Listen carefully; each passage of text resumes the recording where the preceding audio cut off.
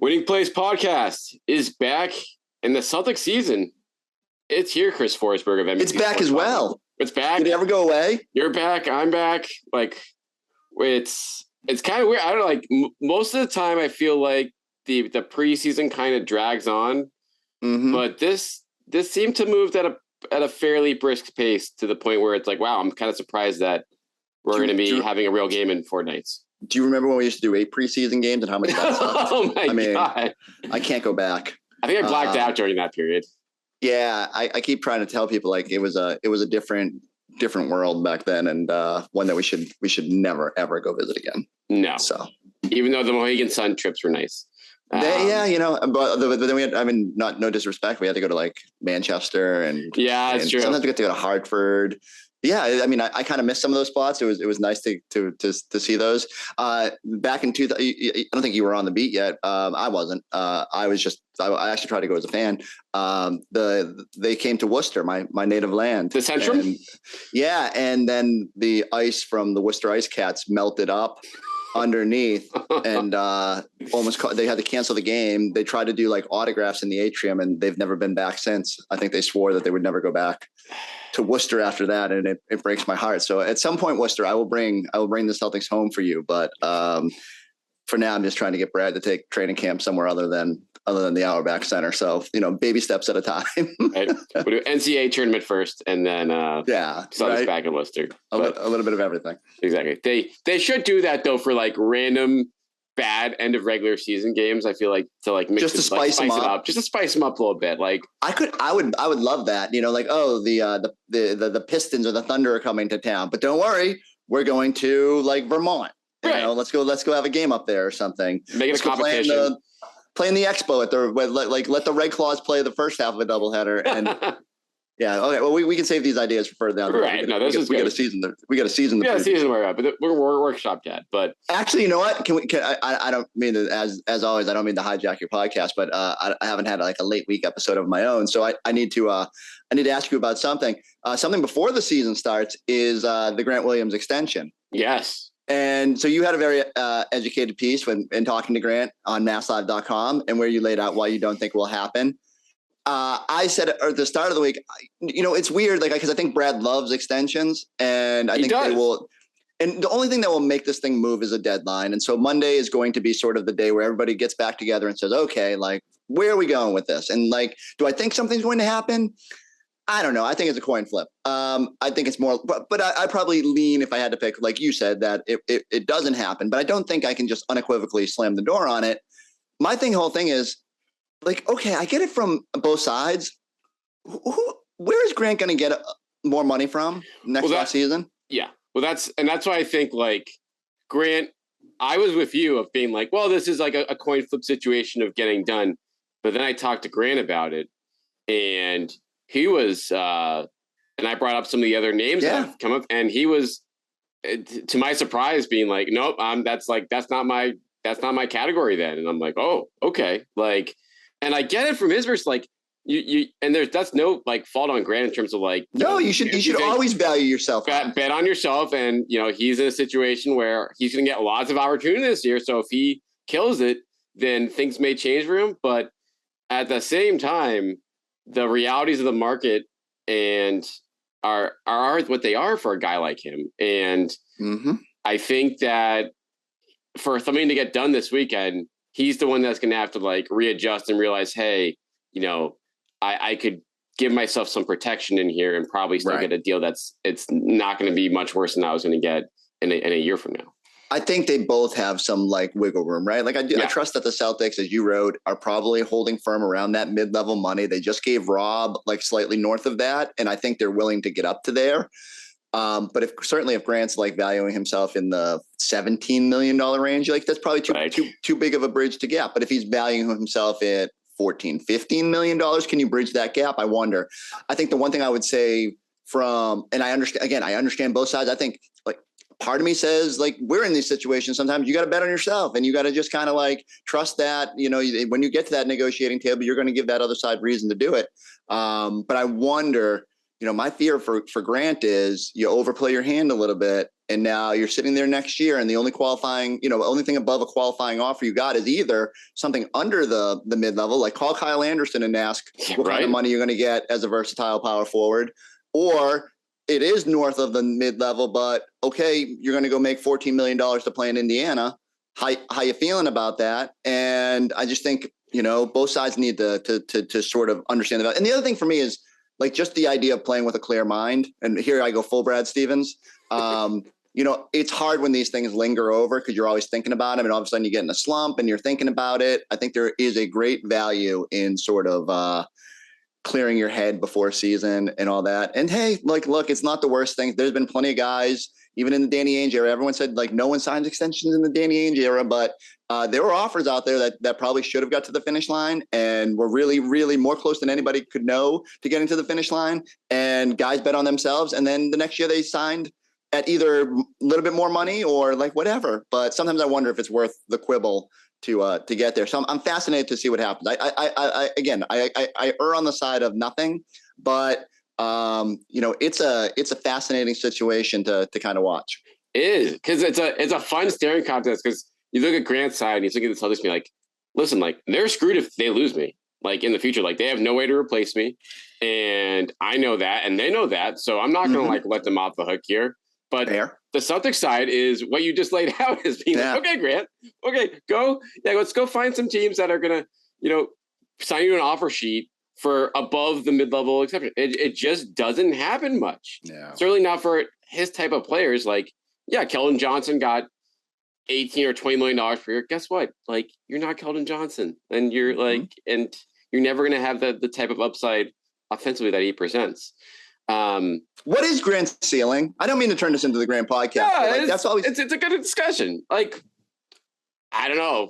I'm a little bit more excited about his ceiling now after this preseason. I don't want to comply too much, but it's like some of those dribble drives. I'm like, okay, this is like a dimension.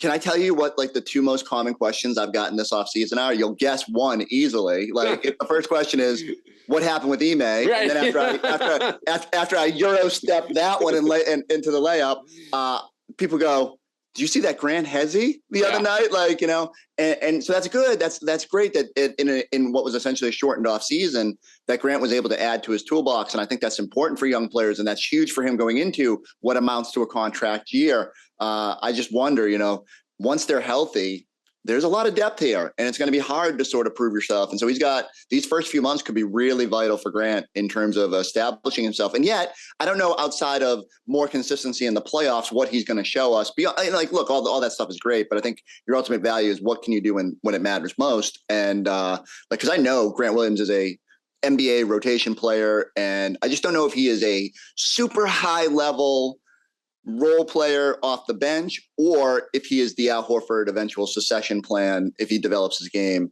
that much. And so, like, again, I don't know if the average NBA fan nerds out over this stuff as much as I do, but like, these are the fun little, like, game within the game that I enjoy. Cause, like, the money and like how you put together a team and how you build it out and how you make people feel comfortable. And so I just hope that if it doesn't get done, that both sides, again, don't have to like stress too much about it into the future. Yeah, because that is, I think, a kind of an underrated part of last season was the fact that all these guys were on long-term deals. And I think that, given all the struggles at the start of the season, that probably made it a little bit easier for them to, the buy-in and get on the same page. And, Grant, to his credit, I mean, he's not the type of guy I think would fall prey to that. Sure. Of like this year. But at the same time, like you said, if he goes 0 for 24 again from 3 to start the year, like, he's had some really good seasons shooting for 3, and they may be outliers. We don't know yet. Like, we're going to find that out from a sample size standpoint. And I don't know, it's like for all his upside could be, that like, he's still like 6'5". Yeah. And so like that might, it's hard. All of a sudden, it's really, I do think that. I think the other thing the Celtics should value from their perspective is that he is incredibly liked by this group. And even the other night, the Shamrock Foundation Gala, they gave him the community award, and the whole video was like players roasting him. And, and he actually came up there and was laughing about it. And then they gave him a personalized Catan board with the Celtics colors. And like, I think there's a lot of support for Grant in-house. You've seen the way Jason gravitates towards him, the way that like he lightens the mood. And so I just hope, again, that's why I keep hoping that both sides sort of see the benefit in each other. And if your goal is truly to just win a title, can they get to that middle ground and eliminate one other potential distraction? And so I'll be fascinated to see if they get there. Absolutely. All right. I'm going to throw some, this is going to be a season preview type theme for the rest of the way here. And I think Grant, you hit one of them. That was going to be a question there, the extension stuff and just his role. I should have known you'd have it in there. No, it was out of my mind. It's organic though. This is way. Yeah. This is like how we get it out of the way here. So I'm going to throw you some players, some numbers, some possibilities just to digest here. I want to stick bigs here. I'm going to go Al Horford, and I want to make this an over-under. Okay. Al Horford. Under. My thought here is like, how high can I make the game total here go interesting? Well, I'll put it to you this way. What's the more interesting number for you? Would it be games played or minutes played? I would say minutes, because what was it, 2,400 last year, including playoffs? So, and that felt exorbitant, right? Like, right. And I also thought it was weird, and I'm sorry, I'm like again hijacking, but I thought it was weird that on media day he like shot down the idea of not playing back to backs, like of not sitting out. I'm sorry, not sitting out back to backs. Like, why wouldn't the Celtics have to rest him? You know, he's 36. He's going to turn 37 in June. Prideful guy. It's like, hey, I 100%. I get it. And honestly, like too, you think about it, it's contract year for Al. Like if he wants 2 more years of just being, he's not going to make $26 million, but he's going to make something, you know? And I totally get the prideful part of it. And you should want to be out there every night. And look, if all he's saying is, you know, start of the year, we don't got Robb, I need to be out there. And you want to throttle down. If you get the midseason, you're like, all right, Robb's back. You know, these younger bigs have had a chance to grow. Now I'm going to sit out the second night of back-to-backs. That's great. But there's 4 back-to-backs, I think, in the first 3 weeks or 4 weeks or whatever. Yeah, I really don't want to see them putting them out there. I would hope whatever you want to throw out there, games played, minutes, I hope it's under. I got to think he's got to be under 2,000 minutes this year. And maybe that does create more opportunity for Grant to bring in full circle from the first part of this conversation. But yeah, 24 just, and I don't even think he dipped that much in the finals, but I think they all were like on empty at the end of that thing. Sure. And with someone like Al, you need him on at least, you know, a quarter tank in the finals. To his credit, he was one of the only guys that showed up in Game 6. Yeah. And like he had obviously his moments in that series, but like you said, he was the fact that there are guys that were more empty than him in that postseason was alarming. Kind of crazy. Kind of crazy. But I guess it's tribute to him. But now he's not coming off of a 30-game season with you know, a half a year off in Oklahoma City. Now he's coming off of an absolute grind. And so I'm with you. Like, you can say all you want about the back-to-backs. And the good news for the Celtics too, opening the season, the back-to-backs are like Orlando, New York, Detroit. Yeah, that's true. You can get away with all those. So so over under for minutes, 26. Can they get under 26 per game for him? Can they get away with that and still win enough games is my question. And so I think everybody's going to be not like artificially inflated, but like they're going to have to play bigger minutes at the start of the year. And you just use the fact that, okay, they're coming off 3 months off. They want to show good. They know how important it is for them to start. So I do think that number is probably over until maybe Christmas. And then hopefully, you know, where you stand in the landscape. Hopefully you're starting to think about trade deadline moves that might add some depth at that position or, you know, somewhere on your roster. And then you kind of throttle down. I think by the end of the year, I would be surprised if that number hits the over. I think they just think it's got to be. It's so weird to say because 26 doesn't sound like a lot, but for Al, it's probably got to be 25. So 10 at the start of each half, and then the last 5. Like if you need it, or just like even 6 at the start of each half, and then just break it up that like really. I feel like I got to go back and look at the preseason games. I felt like he played some longer stints, and maybe that's just like the whole, once he's warmed up, keep him out or whatever. But like even if, just like you said, if he goes 6 and 5, 22 minutes, and there's got to be a way to keep that number reasonable without like overtaxing him. All right, we'll go from there. I think a pretty big unanswered question is Thursday, like who's the actual backup center here? Like what is going? We have a lot of options going on. I know it can change, but you look at who's it going to be? Who's going to be in the starting lineup? Mm-hmm. Like, is that going to change night to night? Like, I feel like they're going to have a lot of depth there. They're going to keep Vonleh, understandably so. He's done enough this preseason to earn that spot. You need him anyway because just with the numbers. Kevin Gelly obviously may work himself, at least have a chance to like have minutes on nights that I was off. But like when all is said and done here, who's actually going to be, rise to the surface and be playing in the 9 or 10 man rotation off the bench? So I think we've said it all year. Like they really like Kornet. I hope he's healthy enough to not like sort of falter his performance at the start of the year, because there'll be a lot of overreaction. They're like, "Oh, see, I told you, Luke Kornet can't play." But if he's hobbling around, like I don't know how much you can gauge from that. I guess when you were reading the question, as if it's going to just be the theme of the day, like my mind went to Grant, and like we even heard like someone asked Jason earlier this off season, and they said something like, "Are you okay with playing the 4? What about the 5?" And he said, "No, yeah, that's fine. I'm there like the second tallest dude on the court on this team, so I'm gonna be the biggest guy for us in certain lineups. But like Grant can guard the 5s, and like as if okay, I'll be out there, I'll be the center of sorts, but."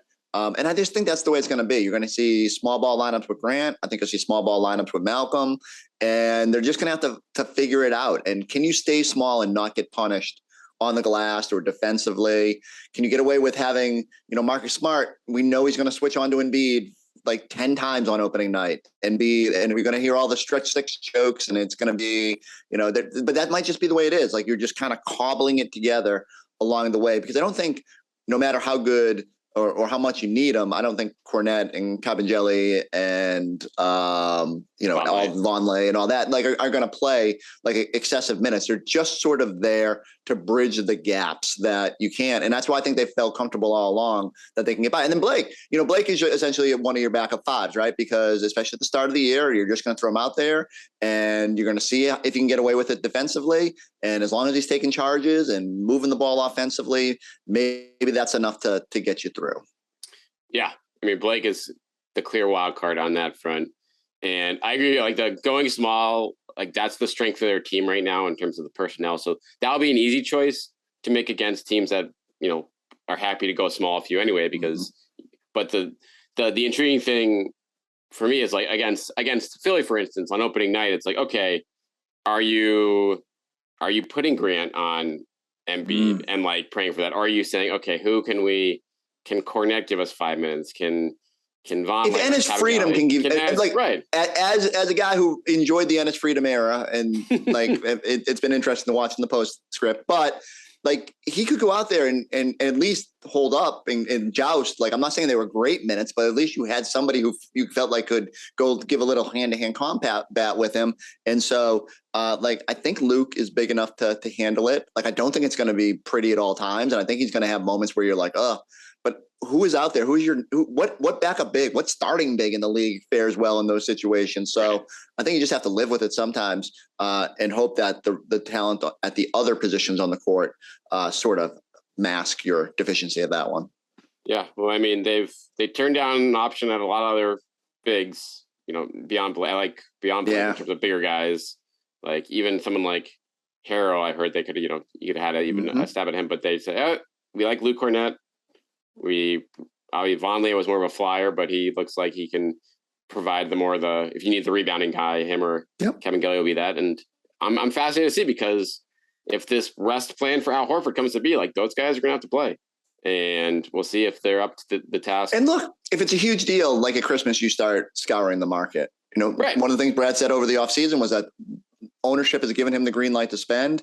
If the big position turns out to be as much of a problem as probably like all of us have collectively made it, whereas like, we're an 11.5 on the panic meter outside the Celtics organization, and for whatever reason internally it seems like it's a 3, and but if they get into the season and just realize it's a bigger deal than we think, then they'll make a move, and then it's hard to make trades based on what they've got, but not impossible. All right, that brings us to the next one. Ooh, Celtics trade January 15th, before or after? Interesting. It feels like in recent years they've loved to get their work done early, and yet they obviously went all the way down to the wire with Derek White. I think they'll know beforehand, and I think they have learned the value of getting someone in-house early as possible to get them the reps. Like if it's someone that legitimately you're going to have to lean on down the stretch, and whether that's to patch the big man position, whether that's an injury that comes up, then I say under, so like earlier than January 15th. otherwise, if it gets past it, I don't know. I think and then it more comes an issue of, are there guys that aren't playing that you're just trying to move? Are there goals to satisfy, like looking into the future? Is it just tax related? I can see those sort of deals going a little bit deeper. But I think if it's going to be a legitimate move, I'm going to say right before January 5th. That's the day everyone can be traded, right? So so December 15th is free agents, and then January 15th is another day, another checkpoint day where more. So as long as it doesn't involve anybody that needs to hit that checkpoint, I think it's before. I'm disagreeing with you on this. I'm going after because I don't think we see Robb until like early January. And fair. I think they'll want to gauge that. And I agree with that. If you do want to get guys in the door, if that's going to be someone who's going to be in your playoff rotation, and I would imagine teams that want to tank this year will want to be, getting rid of good players sooner rather than later. So I could see it happening before 15th, but I wonder, and this will lead to a follow-up question on the trade stuff right now for you, is what's your bet on where, if you're going to have one real swing at a rotation player, where do you go for? Do you go for a wing or do you go for a big? I mean, didn't we see in the playoffs they really needed one more wing? And, I just hate this. I keep going back to it. It just felt like the Warriors had one more wing and you just didn't. Like, who are you leaning on? You couldn't count on anybody on that bench, and you'll be a little bit more assured this year with what you've got. You don't like what you see from Justin Jackson? Come on. He did have that one half, man. Like all of a sudden, what a turnaround for him, though. By the way, unbelievable. After the worst half ever, he went from like people thinking he was going to get waived at halftime to people like wondering if they maybe should lock him up for 3 years just to be safe. And so I do love the polarizing swings. Yeah, I honestly like. And this is just based on like how weirdly assured they seem at the center position. It makes no sense from the outside, and yet their confidence that they exude about being able to get by with what they've got suggests to me that they want to leave the flexibility to pursue all positions, and that wing by that point, if nothing more than to save some gas for Jason and Jaylen, could be a bigger need than the big. And yet, like, every indication is we'll probably be talking about every big man for the next 4 months. So we go, I guess it also comes down to like who's available. I actually had someone in the mailbag said like what big man can they go get from a tanking team? And I'm like, that's actually a really good question because, okay, pick every team that's going to be in the Wemby sweepstakes and go through like San Antonio, Pirtle, and you can start thinking about Oklahoma City and, like which team or Utah, like, so I think you did the exercise, right? Utah has nobody they can really trade for, at least right now. They got the clinic though. They can get the clinic. Oh, I didn't think about that. That's changed in post site, right? Yeah. What's he making this year? He's making like 11. They could get there. I don't think that's a guy like that's not someone because it's like, is he going to play in the playoffs? Like probably not. Like let's like not. No. Not, and you don't want to make. You're not making a move to just get somebody who gets you to the finish line this year. Right. You want someone who can play in your like top 8 or top 9 if you're going to make that kind of a move. So so I don't know. I guess I'm gonna. I don't know. Sometimes it almost feels like I'm just trying to say something to be different, but I'm gonna say wing is the bigger priority come that point of the year.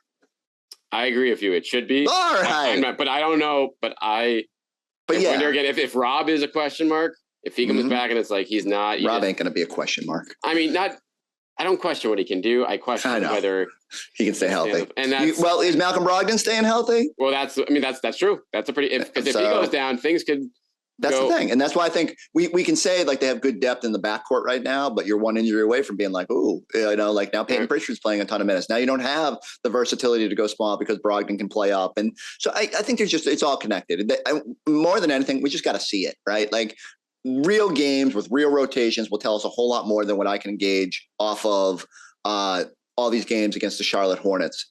Is there a question in there about Gordon Hayward's haircut? Oh, or like his next trade, but no, not that we can bring that up to the surface right now. Did you see it? Can we just? Someone posted that today. Someone posted that on Twitter. I got the good look at it. I I'm just going to say, I texted my barber. I was like, is this a trend that I need to be aware of? And he said no. And so, didn't you share barber of Gordon Hayward, by the way? Back in the day we did. When he was in Boston, the first barber I went to, yeah, he was involved in my new barber, who was just a little bit closer to home. Although I still consider like everyone part of my barber family, because they've all helped along the way. This one is just a matter of my guy Nick is super convenient now, although he's turning into a rock star too. He's on jet planes and stuff like that. So I would say, yeah, I don't know. Like I hope there was just I hope like his kid said, "We'll cut your hair this time," and then something happened, because unless he's growing a mullet, I'm not sure what's happening there. I know that wasn't one of your questions, but no, I mean, it's important. Like that's a trade me out of Charlotte haircut. I think there's going to be a lot of those haircuts this year. Can you think now too of like the sliding doors, like Hayward? Oh my gosh! Situation? Like if he was still here, like how would that be at this point? Given his, I mean, obviously you never know if injury stuff, but like it is fascinating to kind of think about like how would everything have changed? And you don't have Al probably in that instance. I mean, is he just injured last year or 2 years? I mean, yeah, it really is crazy. I mean, and like then you throw Terry into that mix, and what if Terry had? I don't know. Yeah, we could go down a whole wormhole. We'll save that for an off week. No, my hair would look similar to Gordon Hayward's if we started trying to unravel that shoelace knot. All right, let's go to another story, and I'll just bring up Jaylen here because I think he's looked really good this preseason. Mm-hmm. All accounts locked in. The what percentage odds would you give him of entering like the All NBA conversation and opening the door to the Supermax possibility? Like, is that realistic for him at this stage of his career, given the talent around the league right now? I think it's tougher now that like, you know, Kawhi's healthy and stuff like that. I think it gums up that his essential position. Although he does have a little bit of, he's always like, doesn't he show up on the All-Star ballot as a guard?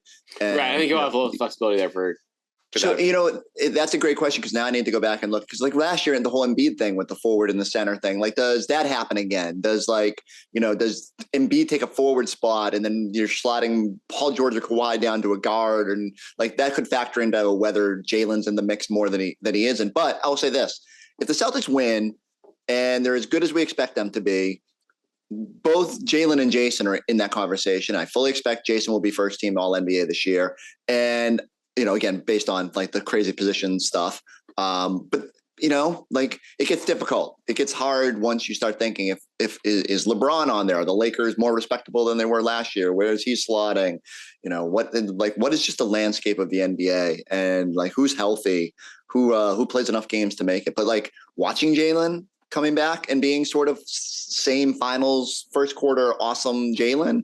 Yeah, I'm really bullish on like Jalen's sort of, he wants it this year. And I think that's a huge part of like why people can be pretty bullish on the Celtics. Yeah. I mean, I know I didn't really answer your question. Just give me percent. So when we rewind the tape and everyone holds us to these and says, God damn, you were wrong on everything.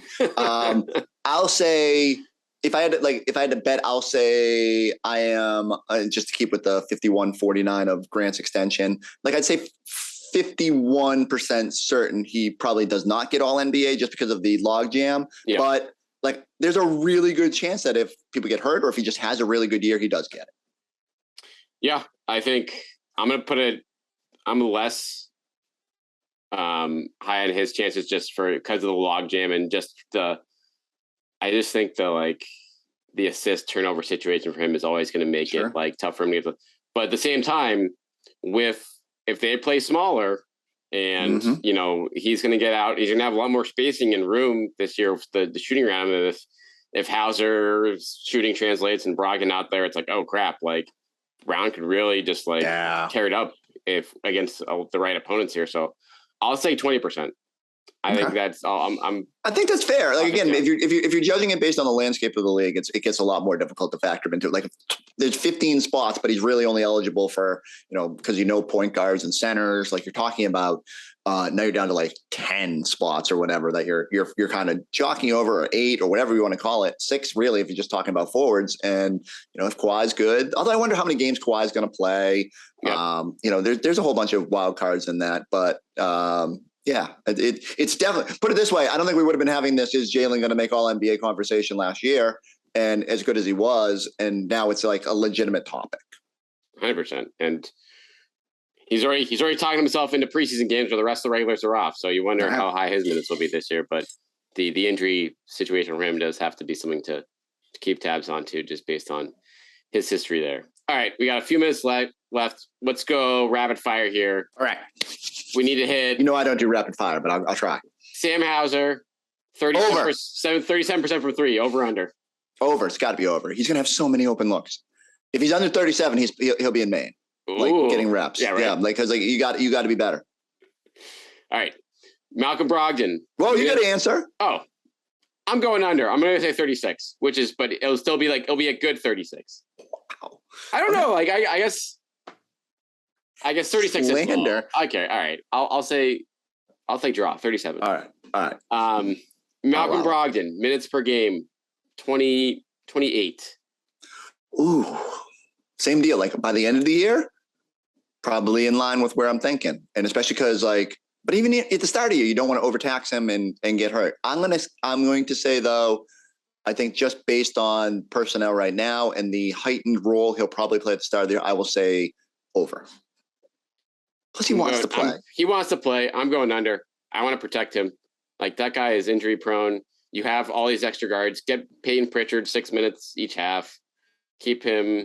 Which would be actually the prudent play. Like, they should have given Sam Hauser minutes last year. And so I'm all for, stretching that rotation a little bit. I was texting with someone the other day and was like, why wasn't Sam Hauser given a shot at something? After, the second preseason game, you're just like, and I know Ime run fake guys, and that worked for a while, but then it wasn't working. It was like, it took Pritchard until Schroeder got booted to get in there. So I think they were hopeful, and I think there was in-house desire for Aaron Nesmith to get minutes, and that complicated things. So it just took a while for that to find a way to get.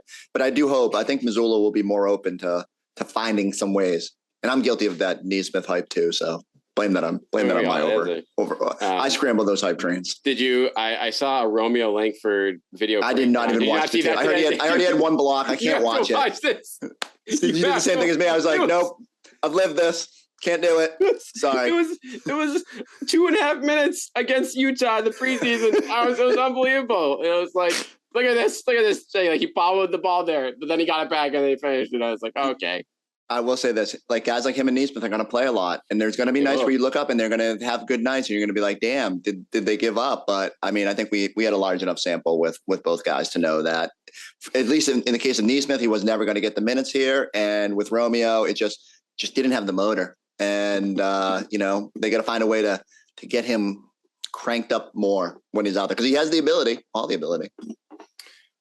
Is Peyton Pritchard going to be on the Celtics at the end of the year? Oh, man. I think it's going to be easy. I would say yes, because I think there's a lot of support for Peyton, and there's an understanding that it's just tough. And if nothing else, I mean, Blake Griffin loves him. They're playing beer pong together. They're he's always got his arm around him. So I would say I think they are all rooting for Peyton. And I think as long as he understands and doesn't get frustrated that there's times this year that he won't have minutes, that he's on the roster. Make sure, if you didn't check it out already, Forsberg has a great one-on-one with Blake where he goes into his beer pong. What's funny is that interview was that interview was 15 minutes long, and 6 of it was golf, and I had to edit out all the golf. I know. I was wondering. I was like, we should do a separate one.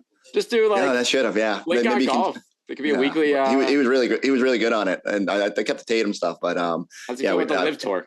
At one point, I looked up and I said, "You probably don't want to hear me talking about golf anymore." And he was like, and he didn't say no. So we just kind of moved on organically from there. But good connections, good vibes for YouTube out of the gate here. All right, I'll wrap up here. I'll give it to you. The big question. Give me. No big. We're not. I'll let you save your records and your rankings. We'll save that for nice. For NBC. I had nothing. Do you have a hot take on Joe Mazzulla to start the year?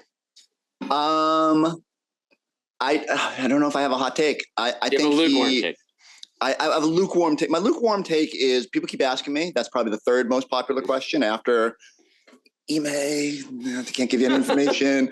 And then is Grant going to be awesome with the Hezi? And then it's, so what about this new guy? And I say the same thing. I say he's been thrown into a tough situation, but typically in the NBA, talent wins out, and that he comes from what I would call like the school of Brad in terms of like demeanor and like how I think he'll coach. Like I don't know for sure, but I just like that's just the sense I get. Like in the playoffs, it was weird. He was very excitable. He would be jumping off the bench to like run defensive sets. But I think when you're in that big chair, there's just a different sort of poise you have to have and a way you carry yourself. And I think having Brad there as a sounding board will further help. I want the emotion. I want the stone face Brad after the miss.